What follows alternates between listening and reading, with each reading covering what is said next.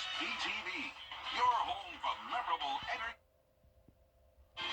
Cloudy days ahead, along with some rain chances, especially by Saturday night and Sunday. And on top of that, we're going to track some warmer temperatures this weekend.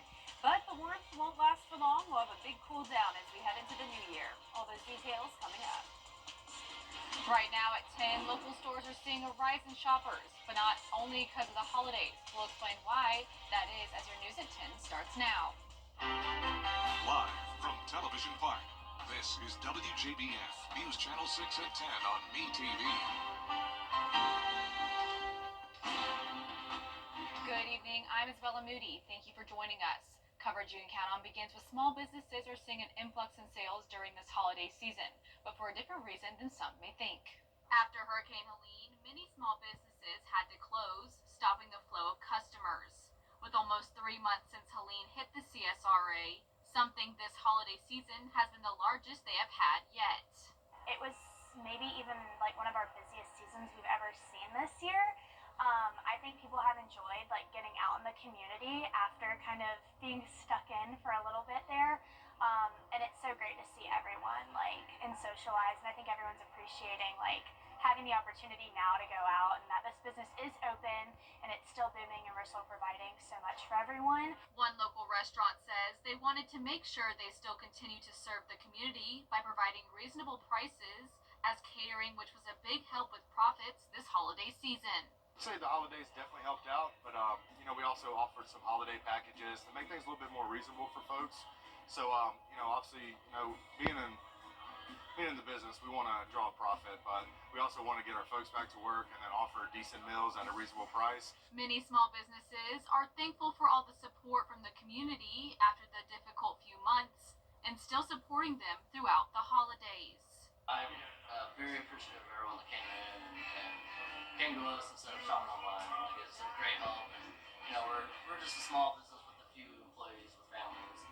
That makes a big difference. New data shows a 14% spike in retail theft this year, with higher rates in November and December. Georgia's first statewide organized retail crime unit launched back in July. Governor Brian Kemp says it will protect businesses and punish those who try to profit by stealing. The state's attorney general says around $3 billion is lost to retail theft every year, which includes more than $300 million in lost tax revenue. One, because we need to protect businesses that are doing it the right way. And two, this is an issue of violence as well as a financial crime. We've seen images of employees at certain stores being knocked down by these groups. We've seen customers that are getting hurt. Small business owners say retail theft means more added security cost and forces them to raise prices, which ultimately hurts the consumer. A fire investigation is underway in Tolliver County after a convenience store was destroyed. It happened this morning at the BP gas station located at I-20 and Highway 22. The Tolliver Fire and Sheriff's Department both responded to a call for a fire. When they got there, the fire was fully engulfed in flames. No injuries were reported. It's time now for a quick check of the forecast with meteorologist Jenna Petracci. Jenna? Well, Isabella, it was very cloudy today, and if you were out and about, you may have run into a few raindrops here and there. So we did have some light showers coming through today, along with those cloudy skies and chilly temperatures. Right now on our Terry Lambert Hyundai Skyview cam, it is dry in Waynesboro, so nothing to show you on Live Viper 6. We picked up on just 0.02 inches of rain at Augusta Busch Field. We had a cold morning, 34 degrees was our low, and our high was 10 degrees below average, only made it to the 50-degree mark. Right now, we're not too far below that, though, so notice the clouds tonight are helping to act as a blanket, and that's keeping our temperatures on the warmer side, so you don't have to worry about the 30s tomorrow morning. We'll be sitting right around here when you're headed out the door for your Friday. 46 now in Allendale, Wrightsville 45, Augusta at 44, and 47 in Lincolnton. Our dew points are in the upper 30s through low 40s, so still some dry air in place. That's why we're not seeing a whole lot of rain at this time.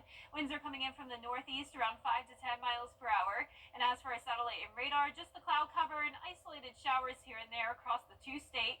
High pressure is to our north and low pressure is to our west. That's bringing rain and even a few storms out there around eastern Texas and western Louisiana. Some severe thunderstorm warnings and even confirmed tornadoes happening at the moment. Now, tomorrow morning, cloudy skies with 45 degrees. It's possible that we could see a few showers on Friday, but the bulk of the rain will move in Saturday night into Sunday. And at that point, we could even have some strong storms. I'll have a look at your future casts coming up, and back to you, Isabella. Thank you, Jenna. And if you're using a space heater during the cold nights, make sure you do not plug them into extension cords. If you're using an extension cord for your holiday decorations, make sure you're using the correct voltage and your home's electrical panel can tell if you all have an issue. It's also important to remember not to tamper with the breaker to prevent it from tripping. They're not designed to be permanent wiring. They're designed to be plugged in, utilized for a short time, and unplugged. When you're running electricity full time on an extension cord, electricity is heat, so eventually the cord's going to break down. It's not a question of if you're going to have a fire, it's just a question of when. So extension cords are for like portable fans. They're for something you're going to use, power tools you're going to use real quickly and unplug. They're not for freezers, refrigerators, air conditioning units, or anything that's going to pull a lot of power continuously. If a breaker trips, reset it once. If it trips again, you may have an issue and should contact an electrician. Residential garbage pickup resumes today for the city of Augusta. It was put on pause for Christmas, so services were pushed back a day. If your normal trash is picked up on Thursday, put your cans out tomorrow morning to be picked up. Friday pickup will be on Saturday. Don't throw everything from your holiday festivities in the garbage can. Recycling specialists say cardboard boxes and paper products that are not lined should be recycled, but you must remove the packaging materials. Bows and ribbons are not recyclable and should be reused if possible. Wrapping paper is recyclable, but not all of it. And those old unwanted electronics are in a special category. Lights that don't work anymore. Don't go in the recycling bin with those lights. Please take those back to store drop-off locations. Home retail centers will often take those as well. When it comes to gift wrap, if you have these gift bags that are heavily coated with glitter, those aren't very recycle friendly. We look for options like a craft bag, which is a lot more recycle friendly. These can go in the recycling bin. Waste Management advises asking your recycling center what they accept to make sure your good intentions don't go to waste. If you'd like to plan in advance, you may be wondering what to do with your live Christmas tree whenever you take it down. One option is turning it into the Army Corps of Engineers for fish habitats. You can drop off your undecorated live tree at one of the 4 drop-off locations. Rangers will pick them up and drive them out to the lake. They drop them in deeper waters, and fish use them as hiding places and feeding grounds. Georgia authorities are encouraging drivers to continue to play it safe on roads during this holiday season. According to the Georgia Department of Public Safety, there were 16 traffic deaths across the state last year over the Christmas holiday travel period, which is considered to be from 6 p.m. Christmas Eve to midnight tonight. The Georgia Department of Public Safety says, as of 6 last night, Georgia is on track to have a lower fatality rate this year. Law enforcement agencies are urging everyone to buckle up, drive defensively, and never drink and get behind the wheel. The Patch Augusta's Municipal Golf Course closing for a year-long renovation beginning this weekend. The nearly 100-year-old golf course will undergo a full-scale renovation beginning on January 1st. The Patch project is a joint initiative between the Augusta National, the Patch, Augusta Technical College, and the First Tee of Augusta. The goal is to strengthen public golf in the community and foster opportunities to play the game and work in the sport. The last day to play at the Patch is December 29th and is expected to reopen in 2026. South Carolina lawmakers will once again consider legalizing sports betting. The latest version of the Sports Wagering Act was pre-filed after it was shut down last in 2023. This bill limits market size, giving operators a maximum of 8 licenses. It also calls for a 12.5% tax on sports betting revenue. A sports entertainment and management professor at USC believes online betting could help the state's economy. Is it going to be the golden goose that's going to lay gold eggs everywhere and the entire societal structure is going to be changed for the better? Probably not, but it should be a net positive. In a statement, a spokesperson says Governor Henry McMaster, quote, has long opposed sports betting and still does today. It is simply inconsistent with South Carolina's values. North Carolina allows online betting on sports. Georgia does not. Coming up, the FDA pushing to remove non-effective cold medicines. We'll have the details when we come back. And we have overcast conditions now through the weekend. Also, those rain chances increasing Saturday and Sunday. The temperatures increasing for sure, but how long will that last? I'll have the answer when we return. The death of a loved one.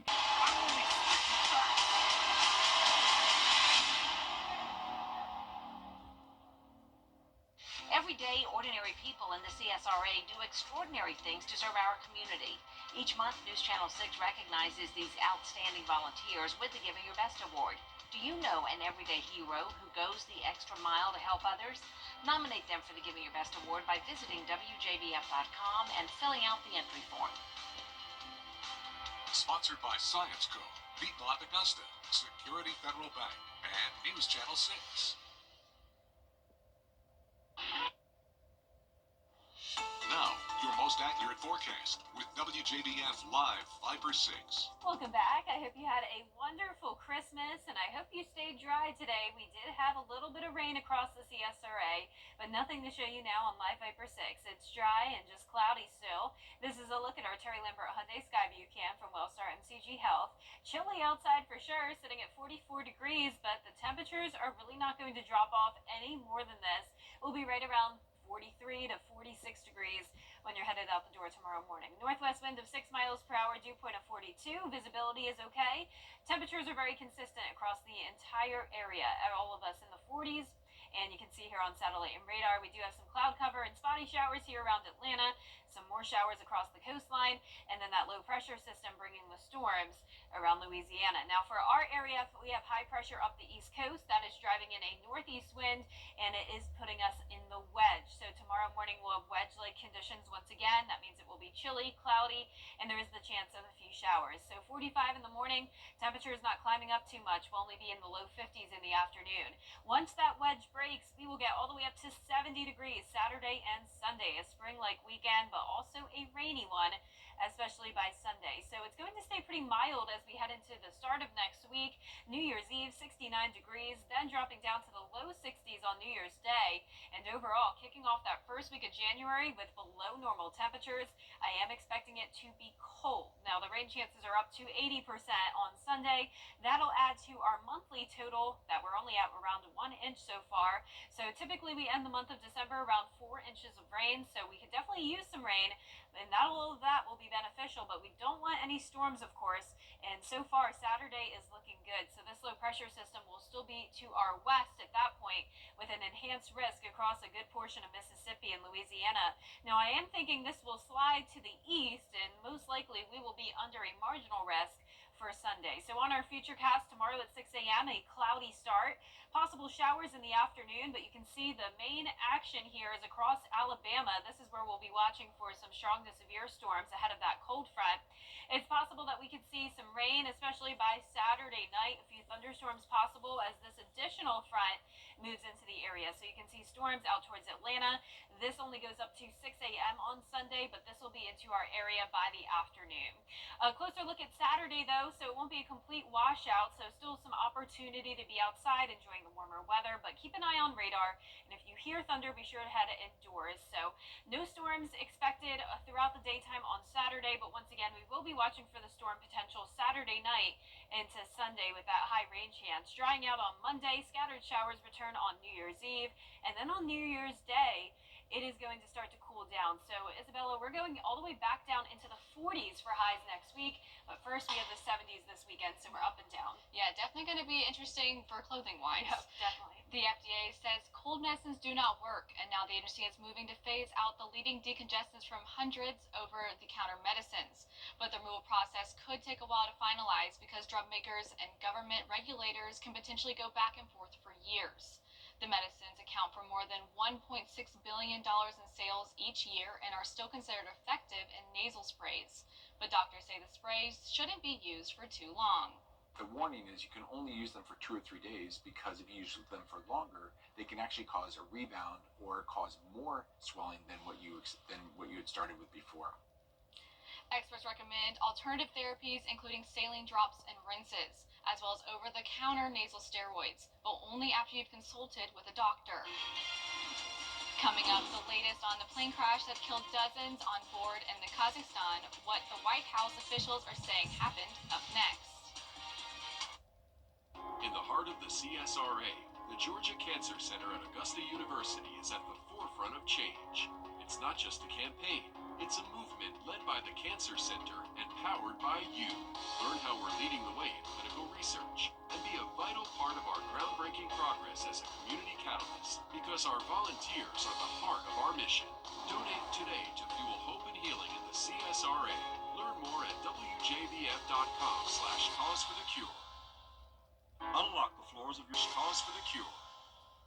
Unlock the floors of your dream at Bradley Floorings of Augusta. Whether you want hardwoods, carpets, laminates, or luxury vinyl planks, Bradley Flooring has a vast selection.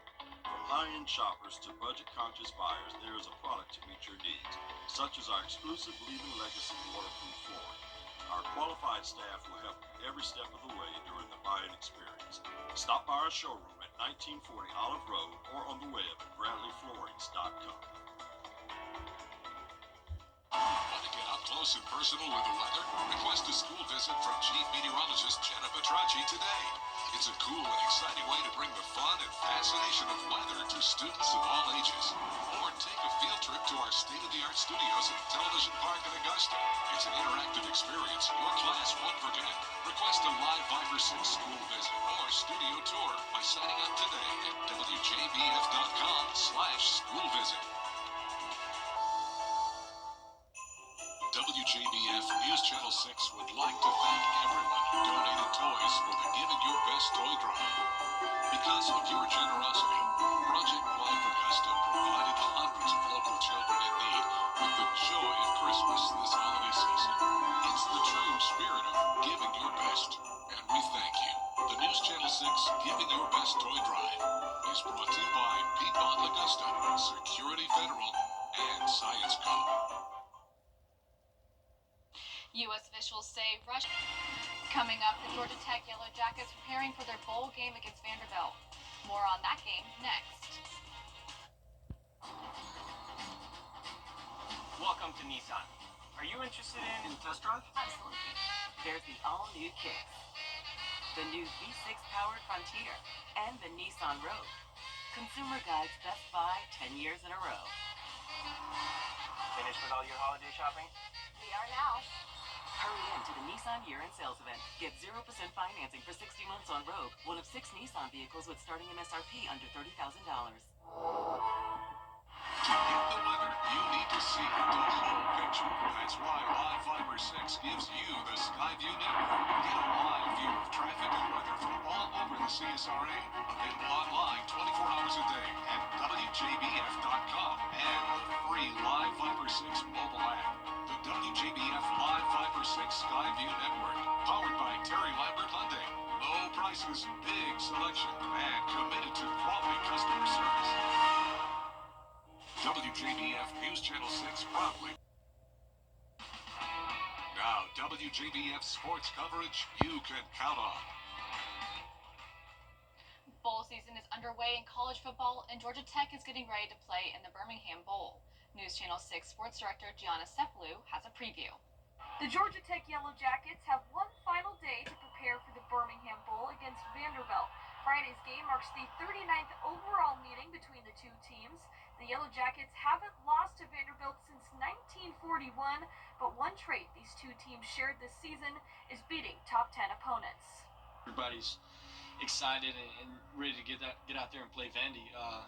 Both teams being really good this year and having a couple of upsets, I guess you would say. Excitement has only been building around this year's Georgia Tech team. The program received 9,000 ticket requests for the bowl game, tripling their original allotment of 3,000. We love all the love and support that they have throughout this whole year, whether it was good, bad on what we were doing, and they stayed true to us, and they showed up each and every game. Two particular players are sticking true to their word on playing in the bowl game is quarterback Haynes King and running back Jamal Haynes.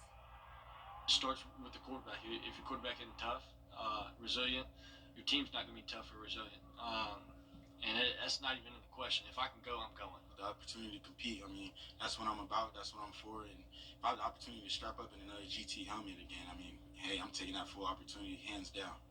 A win on Friday would mark 8 wins on the year and momentum going into next season. Winning bowl games like this, having another winning season, it just kind of catapults you into next season with a little bit of momentum, confidence, and it just creates more buzz around just the whole program itself. Finishing the drill strong. We have a lot of kids who really graduated this year who spent their time at Tech and did their time at Tech. It's just the right way to send them out with a win. Tip-off is set for Friday, 3:30 p.m. on ESPN. Reporting in Augusta, Gianna Cephalou, WJBF News, Channel 6 Sports. If you have been missing your local high school football games, there is one more coming up. The upcoming Border Bowl game is inching closer, and it's not too late to purchase your tickets at WJBF.com. The best seniors in Georgia and South Carolina will take the field at Strom Thurmond High School on January 11th. Kickoff is at 1 p.m. Tickets are $10 in advance and $15 on game day. We'll be right back.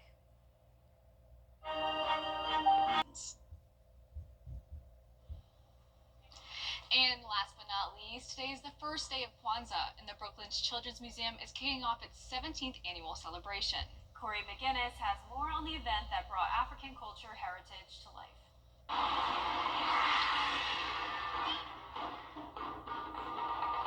The rhythmic beats of djembe drums fill the air as children's laughter echoes through the Brooklyn Children's Museum in Crown Heights. Drumming is like a conversation, okay?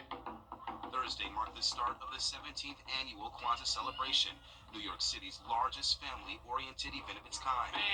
Peace. 1, 2. Among the attendees was Denise Koch, who brought her 2 godchildren to experience the festivities. It's just great to learn more about your community, learn more about the people that surround you and love you, and just have a time for Black people to really just celebrate a time of togetherness. Happy Kwanzaa! The event, organized in partnership with the Asaseya Cultural Arts Foundation, offered activities, including performances and hands-on workshops. These activities, designed to engage families with the 7 principles of Kwanzaa while celebrating African cultural heritage. Thursday's celebration is all about Umoja, which stands for unity. Koch's godson, Kingston, He's just a ball of joy. turns 3 next week and seems particularly captivated by the djembe drumming workshop. He really loved it. My godson Kingston really is into sound, so having sound sensory was really great for him. But the celebration offers more than just musical experiences. Kwanzaa is not a religious holiday. It's a cultural celebration in that anyone can take part. We are exposing them to the different culture of Africa and African American people. Zakiya Harris, artistic director of Asaseya School of the Arts, highlights Kwanzaa as a celebration of heritage that focuses on education and community building to strengthen and uplift communities. We come together collectively to be able to put on displays of art and culture, but we also understand that it's our responsibility to bring this knowledge to our community. I love the idea of bringing people together. It's mostly around celebrating African American culture, but I think what you'll notice as you go around the museum is we're celebrating and inviting everyone in to celebrate and be a part of that unity. What do you have at the end of a sentence? Punctuation. And as the drumming continues to resonate through the museum, families embrace the spirit of Kwanzaa, fostering a sense of community and cultural pride that will undoubtedly leave a lasting impression on young minds like Kingston's. By having him playing with the drums, it really got him excited and locked in. In Crown Heights, Brooklyn, Corey McGinnis.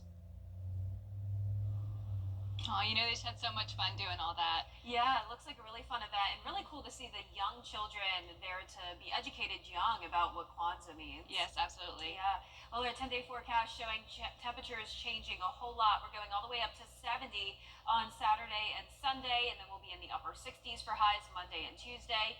Then as we go into the start of 2025, temperatures will be cooling down, 62 on New Year's Day, mid-50s on Thursday of next week, upper 40s by next weekend, and our lows will be back down to below freezing. But in the meantime, we do have some rain to get through.